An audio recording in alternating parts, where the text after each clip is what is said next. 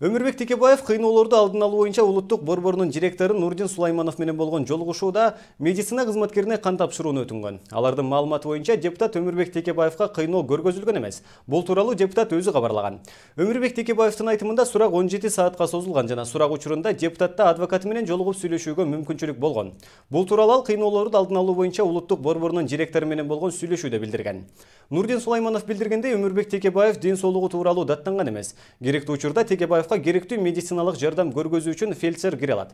Депутат камерада жалгыз болууда. Борбордун директору кабарлагандай, сүйлөшүү учурунда депутат тромбоцит үчүн кан тапшыруу жана кан басымынын төмөндөп кетүү реакциясын текшерип туруу үчүн көз карандысыз медициналык кызматкерди дайындоо өтүнүш менен аталган борбордун жардамын сурады. Белгилүү болгондой, ал андан сырткары кан тапшыруу бул борбордун өкүлдөрүнүн катышуусунда жүрүүсүн өтүндү.